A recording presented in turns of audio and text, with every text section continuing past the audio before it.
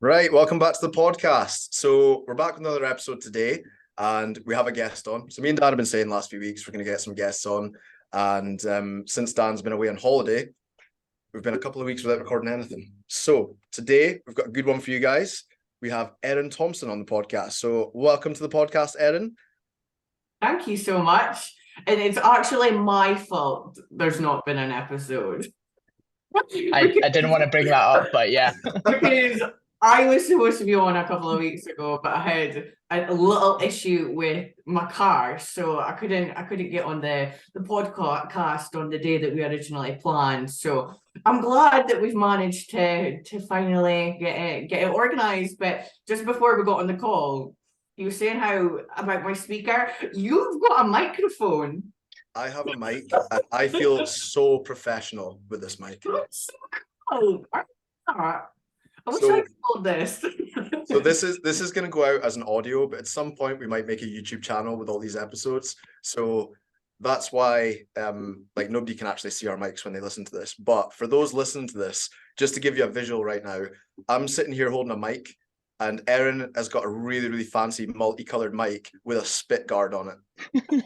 I think you need to launch this one on YouTube. This could be the first. Yeah, it's just so everybody can see your mic. So this is going to be the pilot on YouTube. Right. So for those who don't know anything about you, Erin, do you want to give yourself a little introduction as to who you are and why you're a cool guest for our podcast? I'm not the best with introductions. I'm like, where do I start? So I'm Erin. I am 27. I'm from Aberdeen in Scotland. I actually train out a warehouse gym as well. So I am honoured to be part of the podcast and to be one of your guests. I started bodybuilding in 2018, where I started as a bikini athlete. So I competed in my first two competitions as a bikini competitor in the PCA. I won the overall that year and then transitioned into figure. So transitioned into figure because my body shape just suited it so much better. Like I am not built to be a bikini competitor. I think I was the most jacked bikini competitor up on that stage at the time. PCA have definitely leveled up now.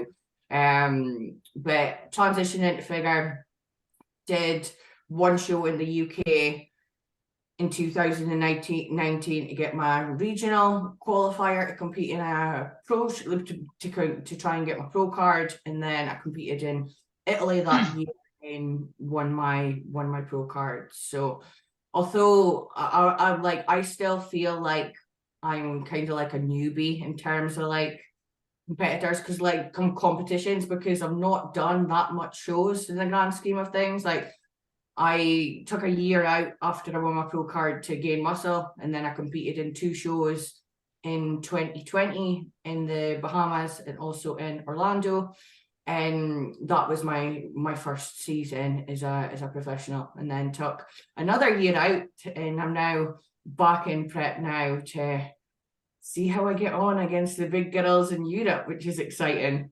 Right. Nice one. Let's go back a few steps, because I've got about 28 questions off what you just said. So first of all, when you started competing, was your goal, so let's say your first show within PCA bikini, was your goal eventually to be a pro at that time, or were you just kind of getting your feet wet with it, like seeing how it went? So when I was oblivious to what bodybuilding competitions were until about 10 months, like about a year before I actually started competing. I went and did my PT course down in Glasgow, and a girl that was on the course did competition. She competed with WBFF, and I've got a very competitive streak. I'm a very competitive person, and I used to swim for Scotland, and I used to do Highland dancing at quite a high level as I was younger.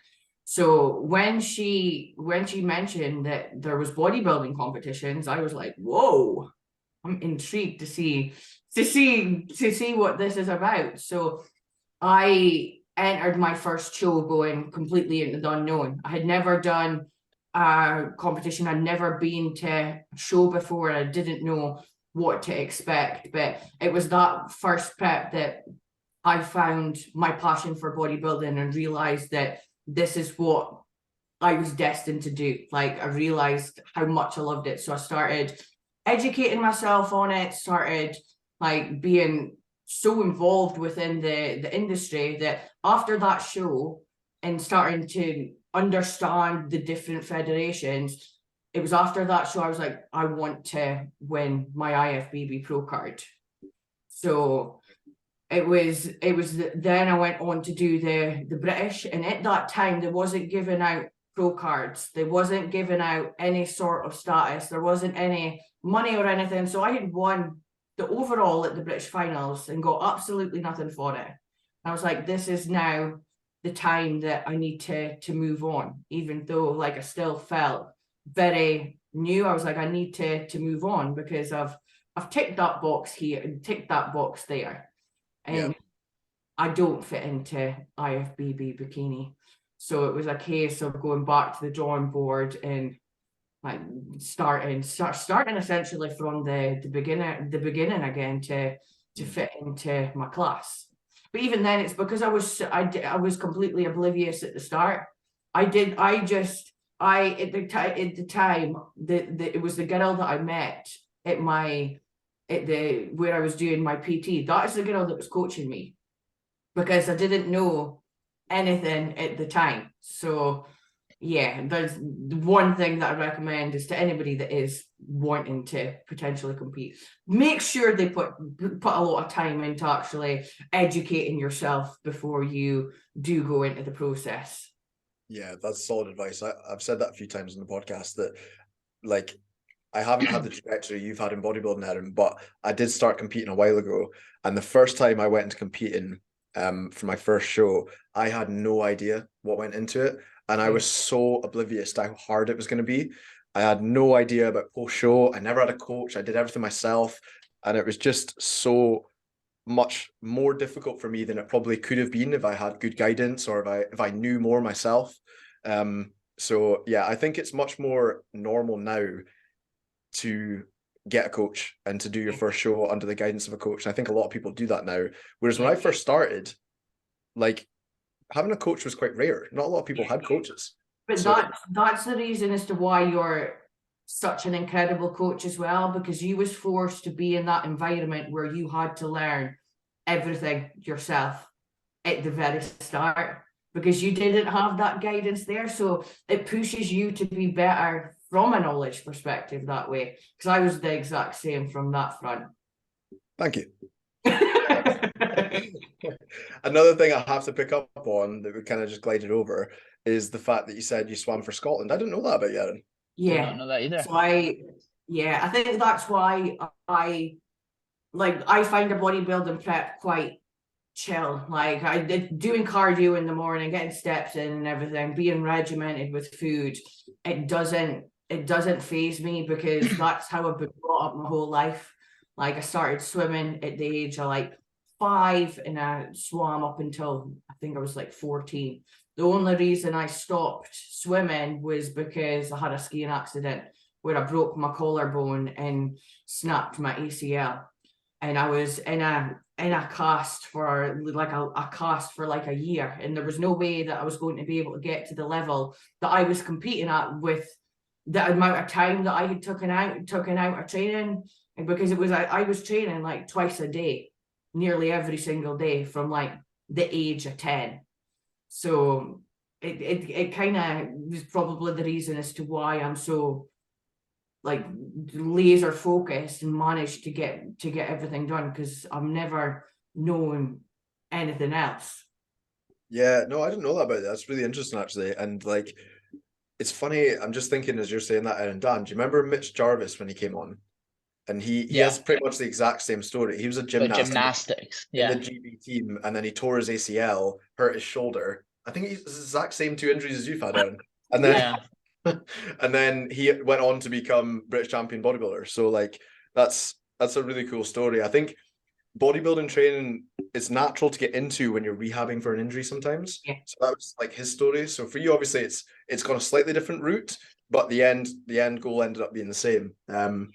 So when you were, let's go back to the PCA, and then we'll talk about you getting your pro card after. When you were in the PCA, did you have people saying to you like, holy shit, Erin, you've got loads of potential, like you could be a pro one day, or were you still completely oblivious at that point? When I first started, there was people, because of how conditioned I managed to get for like my second show. That was when I started to get more traction from like people messaging me in the DMs being like, yeah, you could do really, really well. But because I was a bikini competitor at the time, nobody had really seen me in that shots. So it wasn't like people were saying, oh, you could get your pro card, because it was a completely different scenario at that time. But yeah, there was a few comments, but even then, like I always compare myself to the people at the Olympia, and I'm like, I'm nowhere near where they're at. Do you know what I mean? Have you ever been to Olympia? No, I'm dying to go. I would love to go, but I think, yeah. I went in 2017, and I always say, I'm not just saying this because you're on the podcast, but I always say that the figure girls impress me so much, because I think some of the figure girls, I mean, this is obviously like a really good crop of figure girls for the last 5-6 years, but some of those figure girls I saw in person at Olympia, they're so much more impressive in real life than they are, in pictures, because in pictures, you don't really get a gauge of how small their joints are, how small their waist is. And like, for whatever reason in figure, the waist to shoulder to quad ratios are just crazy compared to even the men's classes. Yeah, it is definitely my favorite class. I think the last, I've seen quite a big shift in terms of muscularity the past 2 years, maybe. Like some of the girls that's winning pro shows are ginormous, they're huge, and I think the look has changed a little bit. But even then, if you compare it to the girls at the Olympia, the look doesn't change. It's still small waist, big lats, big quads, a nice glute ham tie-in, but not overly, like there's obviously a lot of muscle there, like don't get me wrong, but it's balanced and it's still feminine.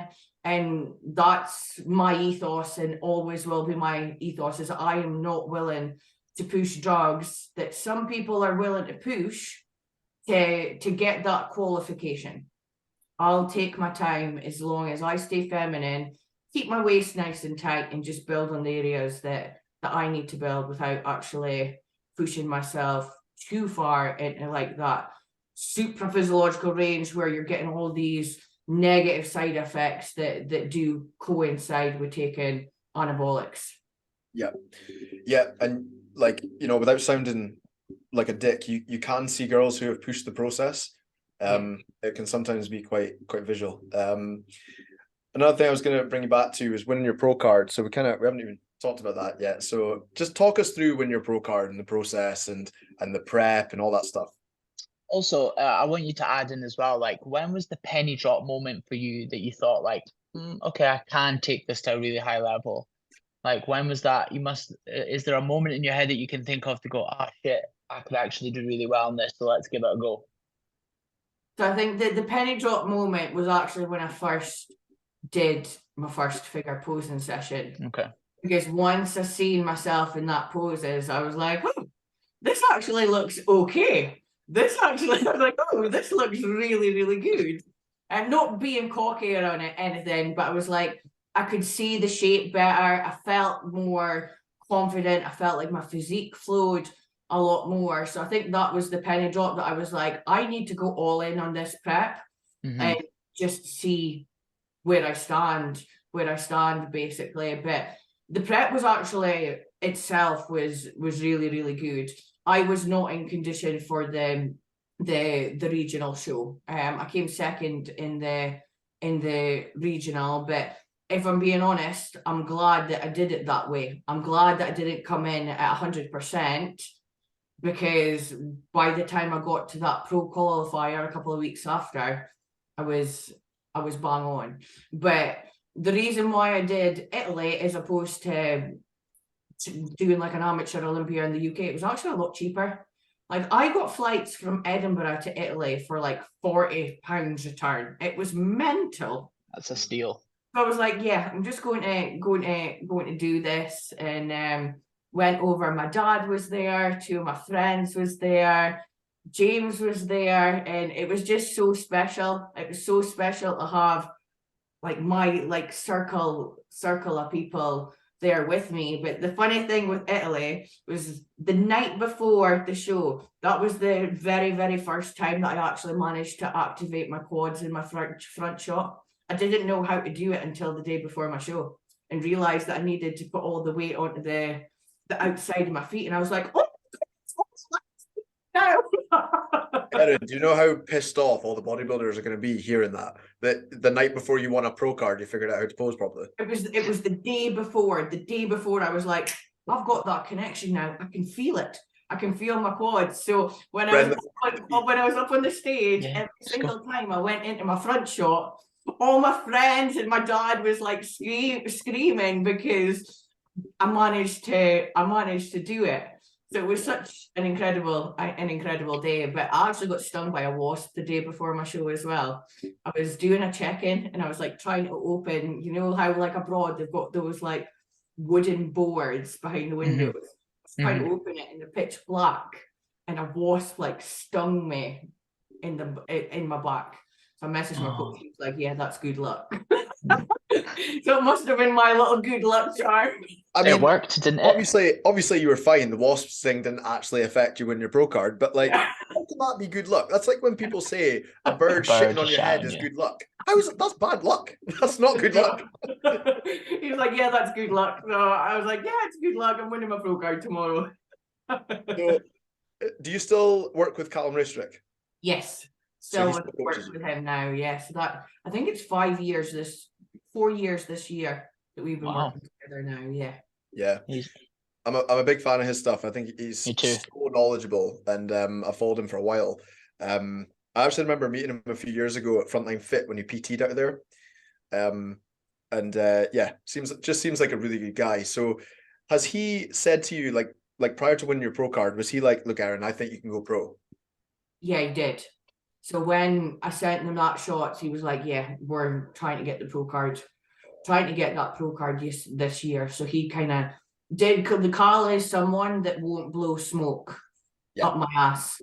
Like when I check in, it's like, "Thanks for your check-in. This is the changes and adjustments." There's no like emotion towards it. He won't be like, "Yes, we're on track. We're exactly where we need to be." He's very like blunt. So when he does say something like that, I'm like, okay, I believe you, but like I'll do whatever you say, kind of thing. Yeah, there's merit in what he says. Yes, definitely. No, that's cool. And like for people listening, because obviously, Erin, like the demographic of our podcast is really widespread. Huge. We have people who are just getting into the gym. We have some people who are competing in bodybuilding, and we have some people that have literally no idea what bodybuilding really is unless they've heard me talk about it. So like, for people listening who don't know Erin or who don't really follow bodybuilding, they don't really know how it works. It's very, very difficult to win a pro card, and I can't stress enough how difficult it is. And I think you and one other, I think we have 2 active pros. Am I right in saying that in Scotland? Yeah, me and Karen Gibson. So Karen Gibson, I think, won her pro card the weekend after me, I think. Yes. So you're the first. I think so.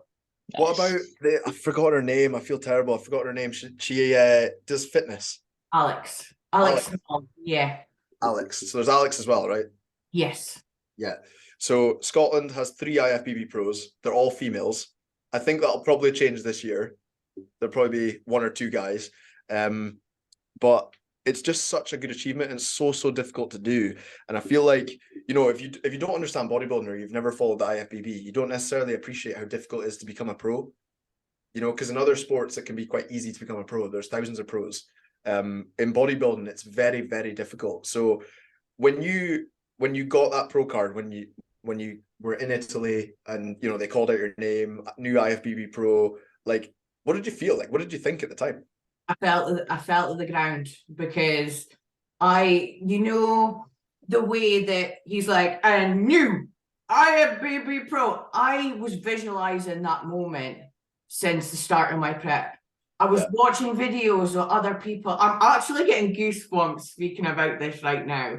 I visualized that moment. I visualized him saying, and new IFBB Pro. And then he just went from Scotland and said my name, and I just fell to the ground.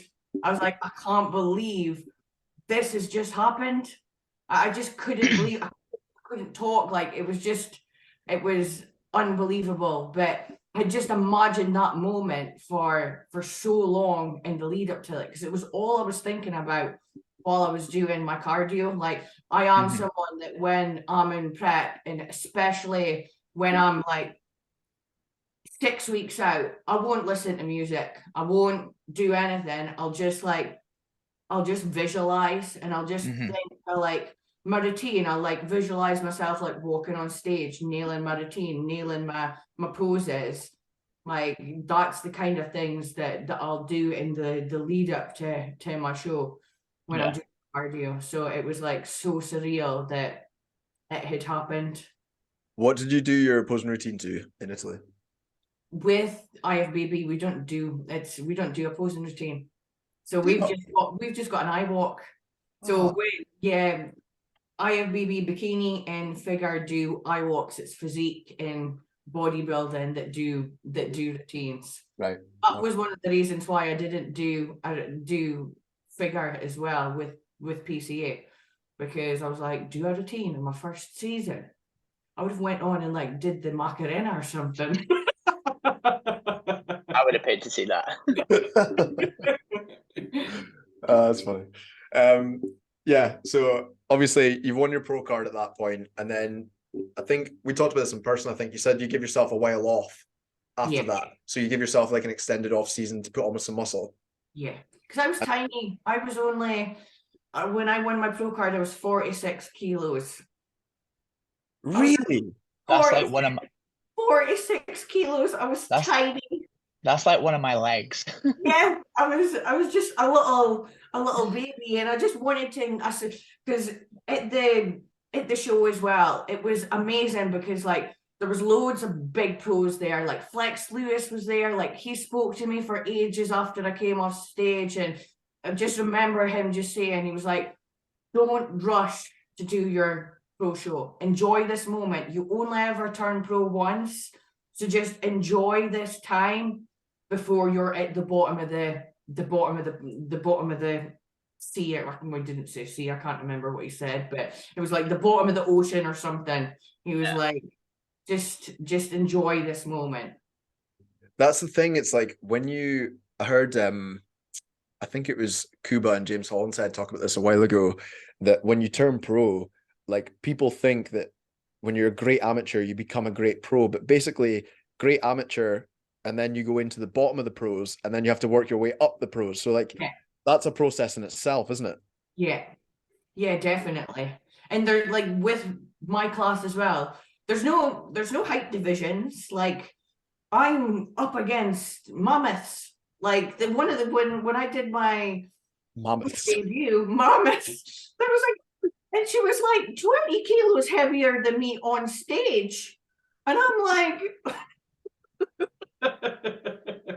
so I am just one of the, like, I am in it for the process. I love the process, and as long as I'm showing up being better than my previous package, I know that I'll eventually get there. I know that with time, and because I'm so disciplined with it, that I'll get there eventually. Like, there's no point trying to rush the process.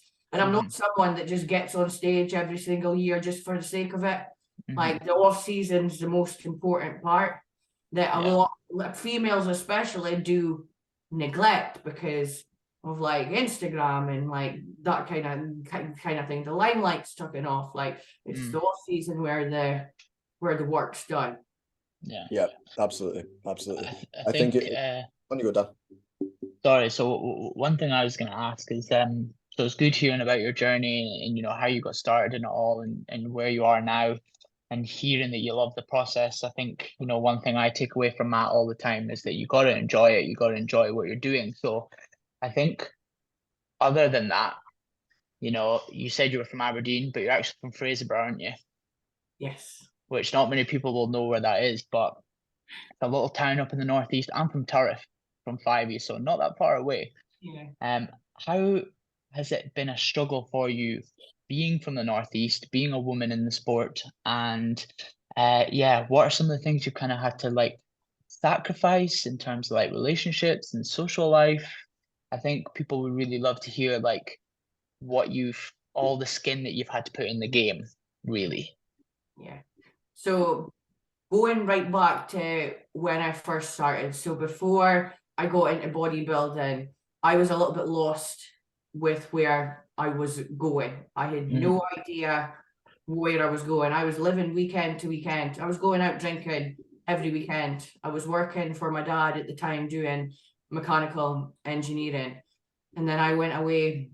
I was supposed to go on a girls' holiday to, I think it was like Ibiza or something, and I went away to America to work in a summer camp instead. So I went over to a summer camp and taught kids how to play golf and how to swim.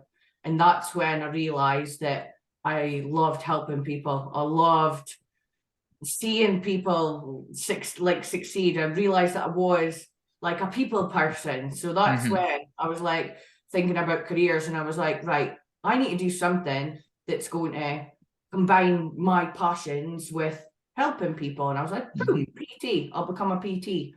So became a PT and then met that girl, and then nobody did bodybuilding really in Fraserburgh.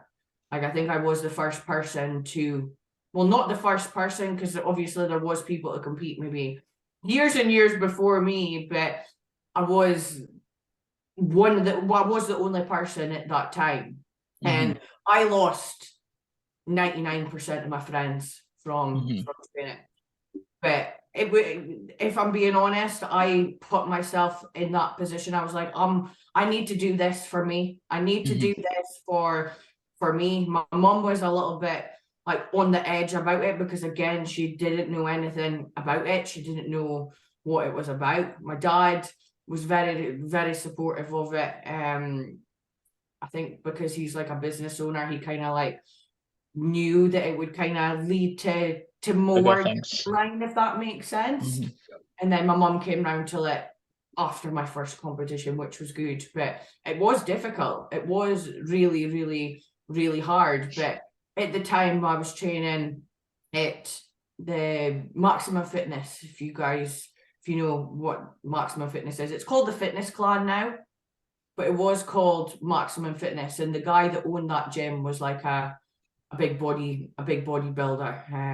He passed away the year that I did my first competition, but he was very supportive. So I was lucky to have a close network, but I then moved to Macduff, which was worse than Fraserburgh, to live with James. So I lived in Macduff. I had a Smith machine, I had a really old leg press and a cable machine. And I was like, aquarium. You've got an aquarium up there. Yeah, we had an aquarium in the world's worst Tesco. So I lived there for like a year and a half, and I'm just very, very, very lucky that James understands, and he moved basically for me. Like, he quit his job and everything to go somewhere else. But even then, like, being in Aberdeen, I wouldn't move anywhere else now. I wouldn't move to England. Like, I've been and trained in some of the best gyms in England, and nothing beats Aberdeen. Nothing beats the environment, a warehouse, or the equipment. The equipment, we've got everything. Like, even an Ultraflex, the environment's not the same. It's not the same. I also think your accent's suited to the northeast as well. Yeah, definitely. Well, to be honest, if you went to Ultraflex, people would need subtitles to even know what you're saying. Exactly. I'm here to translate for the people that don't understand, so don't worry. And another thing I was going to ask you about, kind of on this topic of sort of like losing friends and things like that, the difficult side of bodybuilding that, to be honest, not many people talk about, because it's kind of more difficult to speak about that. It's easier to talk about winning pro cards and stuff.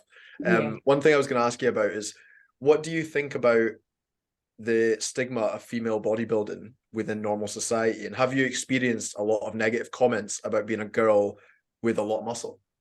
I get it every day. I get it every single day. There's always somebody commenting on one of my social media platforms giving me hate. It's honestly every day. But I've learned how to ignore it. I think when I first started, there was a lot of stigma with it. But even then, it's realizing that everybody's got an opinion. Everybody has the right to have an opinion. We're not meant to be the same. Not everybody's meant to have the same personalities, likes, dislikes. And when I realized that, I became happier, because I found my people. I found the people that understand. Like, what we need to remember as well is that bodybuilding's very, very small and small sport in the grand scheme of things. If you compare it to like football or rugby, we're very, very small. So not everybody gets it. Not everybody understands it. Mm-hmm. But yeah, I just ignore it. I just ignore It's the best way. I ignore the comments. They don't bother me anymore. Apart from the one, there was a guy a couple of weeks ago that said I had shit biceps in comparison to my lats and quads, and I can't stop looking at my back. You're like, you've got a shit small bicep. I want to see this guy's physique that commented. I know. It's just because we're different. Like, we're different. But one thing that is important to me is femininity. I won't ever cross that boundary just to get That's good. status. You know what I mean? Do you want to go into a little more detail on what you mean by that, Erin? Because I know what you're saying, but I think people listening to this won't really know what you're getting at with that. Yeah. So for those that are listening who are maybe first-time competitors or new to this sport, it is very common. It is more common than not for females to take PEDs during their fitness journey. It is not for everyone. If I'm being honest, like 99% of bikini competitors should not be using assistants, especially androgens. So androgens are what is going to push you into a supraphysiological range. So it'll take you out of your, if you was to look at a blood test, it would take you out of your normal range in terms of where your testosterone, your estrogen, and your FSH, LH, etc. sit at. And when you take that as a female, this can cause virilization. So virilization is basically you transitioning into a man. This is what is going to cause facial hair growth. It is going to cause an enlargement of the clitoris. It is going to cause changes to your voice. And this is what needs to be monitored significantly, because we are not small men. Females can't take the same amount of assistance is what a male can. Because if we did, those changes would happen a lot quicker. So I'm very open in regards to my PED use, and I am open to talk about it because I'm not pushing that boundaries. I know my limits. I'm not taking a lot. I would never take it for a long period of time. And I don't, with saying that as well, I never took any assistance throughout my whole improvement season last year, because I knew that when I was in prep, that's when I needed that time of exposure. When I'm in prep, when I'm at risk of losing muscle tissue. But you've got to remember as well, like, I'm a professional bodybuilder. I do this for a living. I'm not someone that's just going to the gym to lose a little bit of weight. It's not recommended for everyone. And if you're someone that's just starting, you shouldn't minimize that. You should definitely minimize the use of androgens as a female. No, I appreciate you being so honest about that, Erin, I because agree with think that. a lot of people, it's very taboo. It's Yeah. taboo for anyone to talk about PED usage in sports, but especially females, in my opinion. Yeah. And you don't hear a lot of females actually ever talking about it. So appreciate you being honest about that. And what I was going to say as well, I just forgot to pick up on the point of the guys, not all guys, obviously, but people commenting on your social media, commenting negative things. I think for anyone else listening to this who kind of deals with what Erin's had to deal with and gets a lot of comments, like at the end of the day, I think what you say about other people in a negative sense, it reflects more on you than the person you're commenting on. So for a lot of, especially when men are commenting on photos of you, Erin, that is, to me, the way I perceive that, them projecting their own insecurities. They're seeing a female who's more muscular, stronger, and, you know, in a physical sense, better than them. That's how they're seeing it. And their way of dealing with that insecurity is to negatively come at you, you know, for them to deal with it in their own head. It's the classic example I use is the middle-aged men who slag off Cristiano Ronaldo and call him a poof. You know, they love football and their dream life is what Ronaldo has. And to be a good-looking guy, he's rich, he's one of the best footballers in the world. Like, it's just their way of dealing with it. Yeah. I completely agree. Completely agree. Because it is just jealousy. Western men.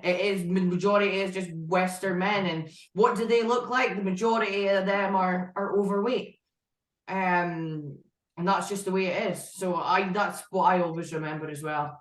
Yeah, I think it's important to think of that perspective before you let some comment of a random person that you don't know affect you. You know, if you were to take that personally, Erin, you'd be miserable every day, you know, because if you're getting that so regularly on your social media, if you actually didn't think it through, it would make you feel terrible all the time, you know?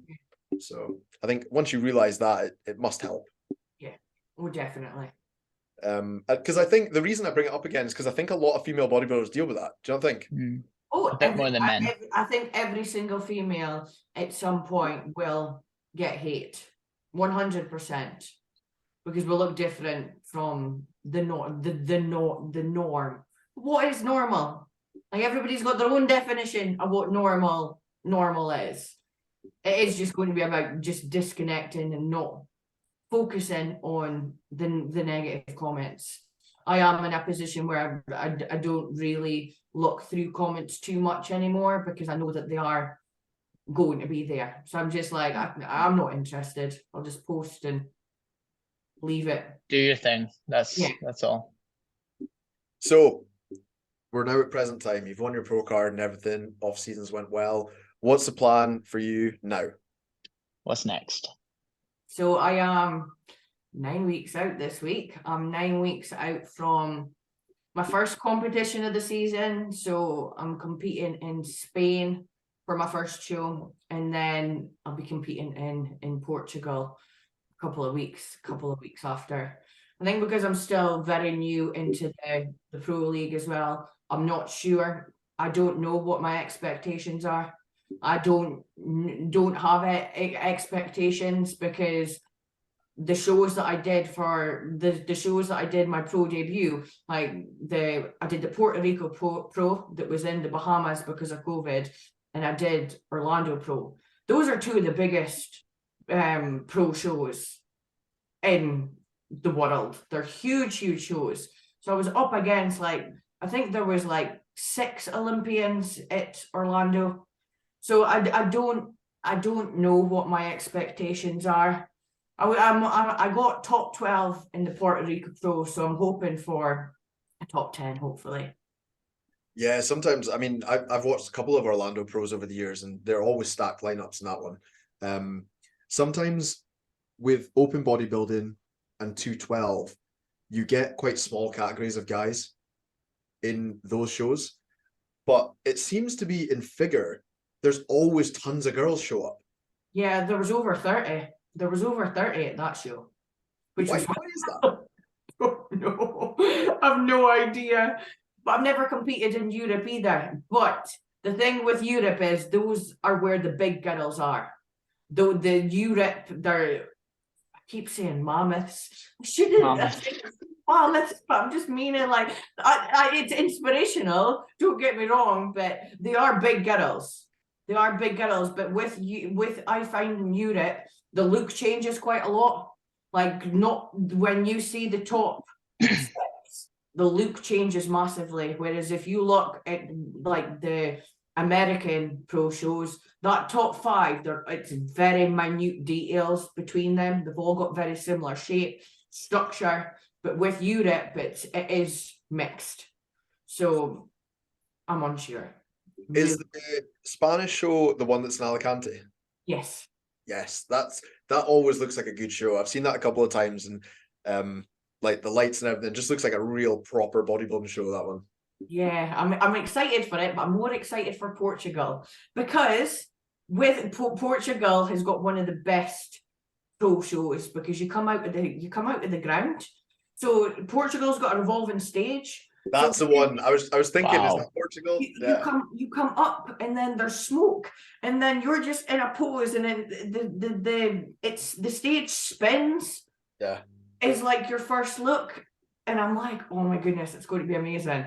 It's going to be unreal. That's the kind of thing like you'll just remember when you're an old lady like sitting in your chair. Like, remember that? That was amazing. Yeah. I know, I can't wait for it. But yeah, no expectations. We'll just enjoy the process and see what happens. With that said, no expectation. What is your goal in bodybuilding? To get to the Olympia. To get to the Olympia would be the goal. Absolutely. But it is harder now. You've got to win a pro show. So it's like I'll try my best. I'll do whatever 100%. it takes. As long as I get better, become better. For those listening who don't know anything about how the pro league structure is in bodybuilding, the Olympia is like the holy grail. It's the biggest competition you can get to, and it's basically the best physique in the world is Mr. and Miss Olympia. That is the best physique on the planet. So within amateurs, it's very different, but that's the cream of the crop in pro division. That is the Olympia. So yeah, that's quite a hefty goal. I know. And if you did get there, you'd be the first ever Scottish figure pro to get there. Yes. And I don't think Karen is actively competing, is she? No, I don't even think she's training anymore. I don't think she's training anymore. Oh no, I won't be the first Scot. Alex is the first one. That's why I said figure, because she does. Oh yeah, okay, yeah. Figure, yeah. So yeah, that would be such a. Imagine saying that. I'm like, I Erin, know. just imagine you sitting at home thinking like, I'll be the first ever Scot to be on that stage and figure. I know.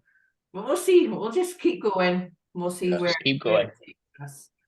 Yeah. Awesome. Dan, have you got anything else you want to go over? I think that's it. It's been awesome speaking to you and hearing your story so far. Obviously me, we've battered on about this so much on the podcast that like my knowledge of bodybuilding was largely through Matt, but we've had some really cool guests on. I think you're probably one of the first that's been really open and honest about everything that it is that you do, the PEDs and things like that. So that was really good to hear. Because I wasn't sure if you would open up about it or not. But yeah, it was really interesting. I just like to be as transparent as possible. It's the best way. It's the best way. Because there's no point hiding behind a mask or making it like unknown. Like it's obvious. It's obvious. And I'm here as a coach myself. Like I'm here to educate females to go down the safest route possible. Mm-hmm. For them to go down this and to provide knowledge to other females as well, because there is a lot of information out there that is bullshit basically.